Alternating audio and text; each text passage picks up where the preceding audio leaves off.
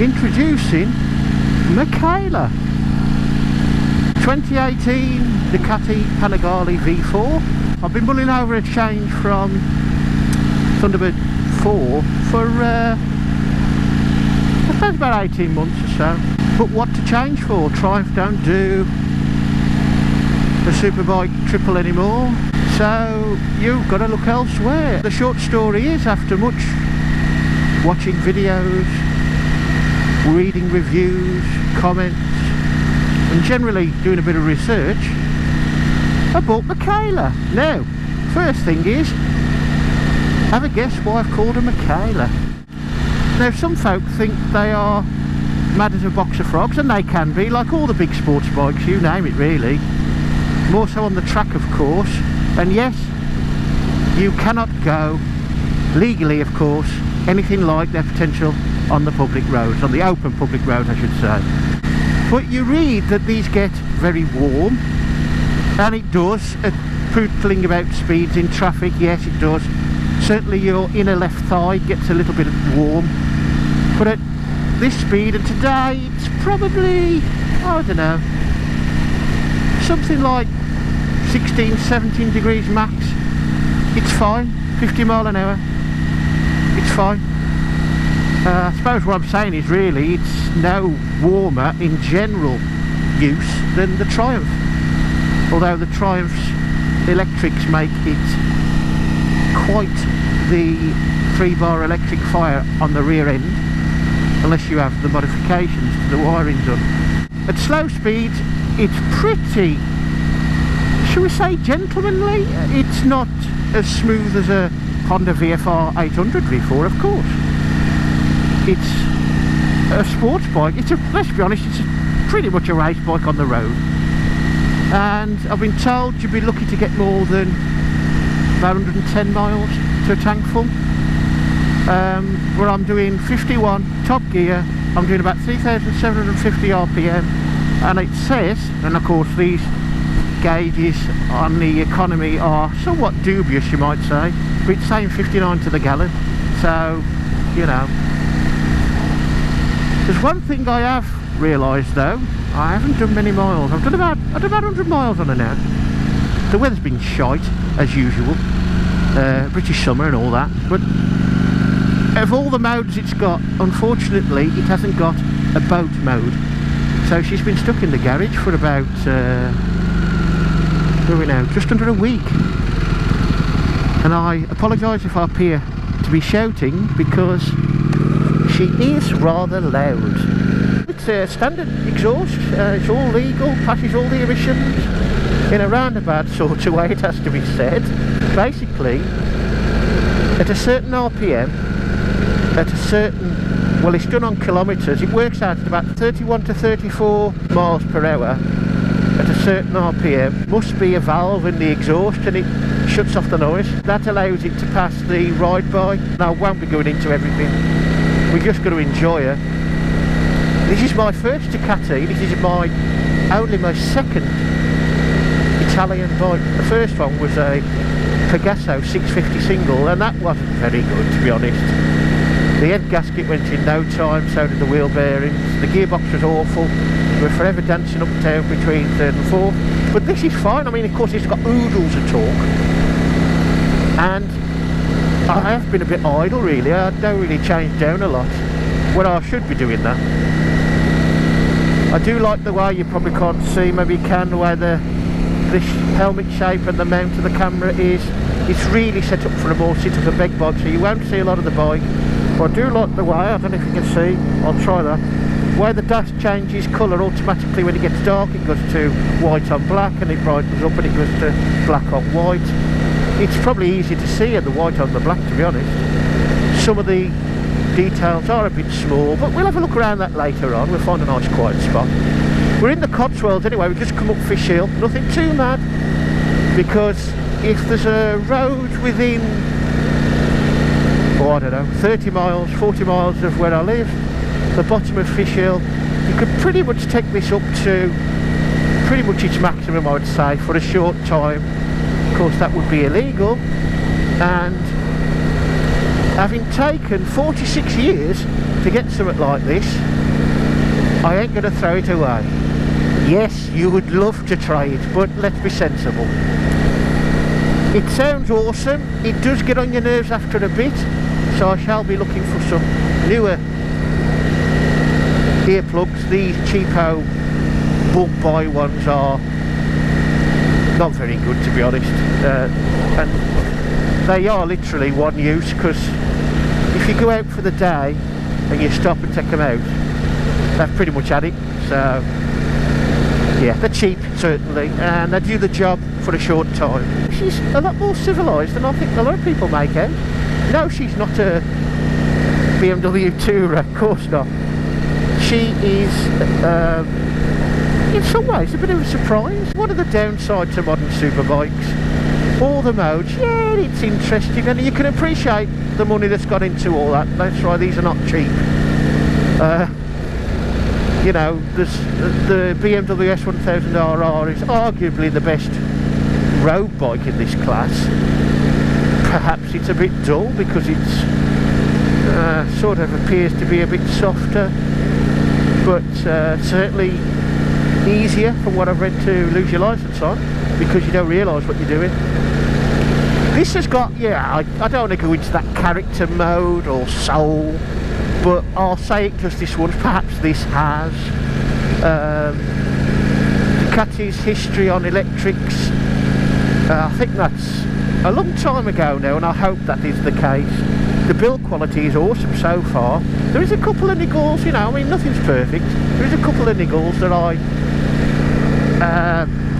would prefer changed, and it's like that, you're like, yeah, maybe you would if you could. There's one thing I'm going to do, but I'm going to come on to that later on when we stop and I can show you. But she's lovely. I mean, comparing it to Thunderbird 4, my last Daytona, and probably my last ever Triumph, I didn't to guess, she's more comfortable on the legs and the feet. I can probably feel a bit more what's going on, and you could argue that's a good thing on the road when you get into some stick. The bad side is it's obviously a little bit more harsh than the Triumph as it is currently set up. It's one of those things where it's like, it's a good thing that you can feel things going on. It's not so good when you hit a pothole and it, you know, it's a bit firm. Of course, all that can be changed. Now, this is the base model, so there's no electronic suspension. And I thought about that, and I like the idea actually. I mean, I ain't really into gizmos and modes. I do really prefer the mode to be the throttle and how you use it. And of course, I don't want to be detrimental to Thunderbird 4 really, I don't be too harsh, but she's a pussycat compared to this in regards how things respond. She's currently set on sport mode, which is probably what's going to be on most of the time. You've got street mode, I think it's called, and I forget now, track or race mode.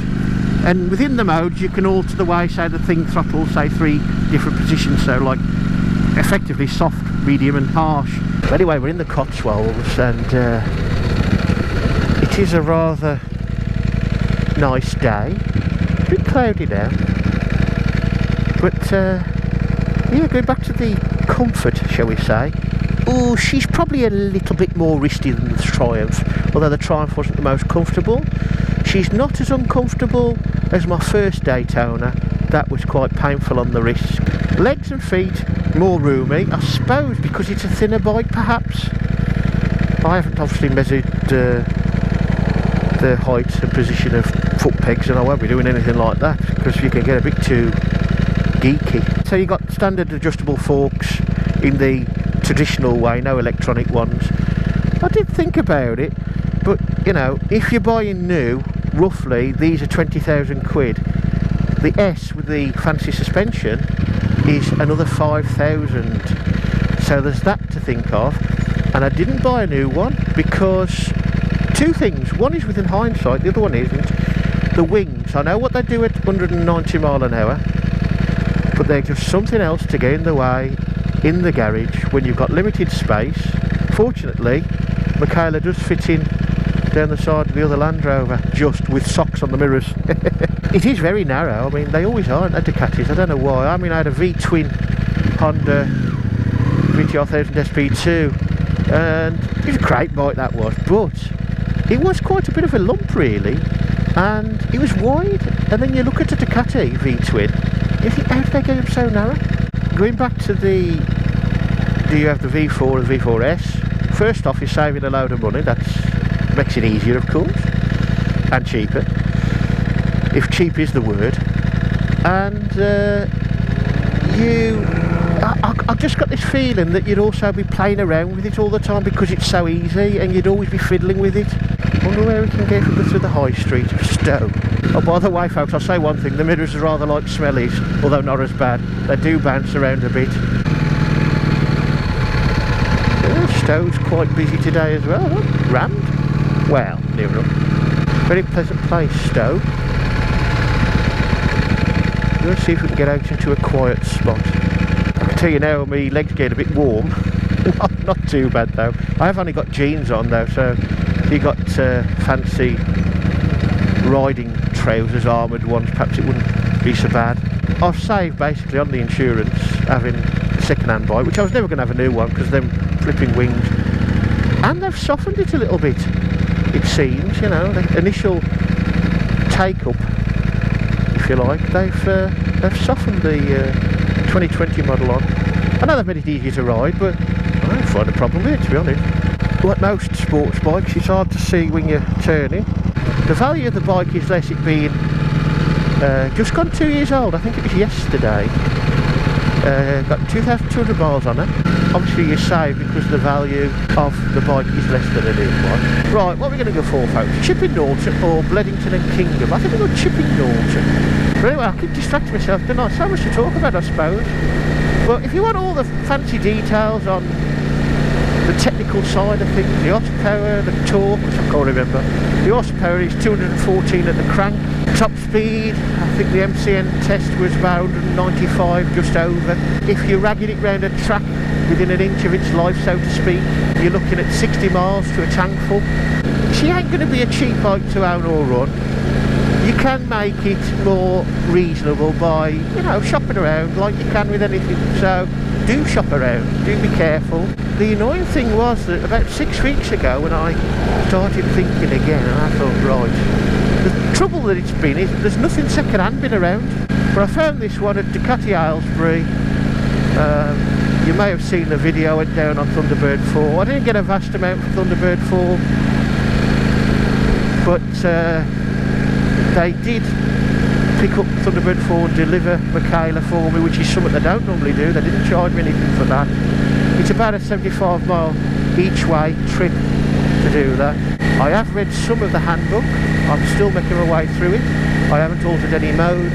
The insurance was very frustrating really, because in the matter of about a month to 6 weeks the insurance went back up. I didn't want to limit my mileage too much, but that really ramped it up. And I'm 46 now. I've got a decent amount of experience behind me. Yes, I've had the gap, which doesn't help. I ain't a complete fool, although some would argue that. And then they quoted, I think it had changed because the risk had gone up in the matter of 6 weeks. Well, it's summer, folks. These bikes only really come out in the summer. Nice MGA there. It's not, the risk has gone up, the normal risk is there because the bike's being used. Anyway, it went to 1,400 quid. I went, no way, not for the second-hand one. B-Moto may not be the cheapest, but they're one of the few companies that will mirror, you know, claims bonus, and they've mirrored it on this as well, which is a separate policy with a different company. So big up there, B-Moto, and to AXA Insurance, so thanks for that. Is it too harsh for the public road? No, it's not. It's fine. You will have to put up with, you know, it's risky, a bit risky. Funnily enough, it's the worst I've found it is pottering about a bit, and it's not because of the wind on your chest, because you don't get that much. There is some. What I do like, and this is probably out of all the... I'll try and stick to the sports bikes, because everybody knows how poor the Himalayan screen is if you're a certain height for buffeting and wind noise. But if I just think of my sports bikes, this has by far the least wind noise and no buffeting whatsoever of any of those. The worst of those was probably my first Daytona, the T595. That was a bit buffety. Towing a Fiat 500, a new one of course, behind a motorhome. I know you can, if you want to do that, you can, that's your choice, but to me, yeah, I'm like, why bother? Just use the Fiat 500 and book a B&B. Stop it, Chris, stop ranting. Right, I'm going to shut up for a bit. We'll have a look round the bike when we find a nice quiet spot. Delle belle turbando al riposo, Narcisetto a dolcino d'amor. Delle belle turbando al riposo, Narcisetto.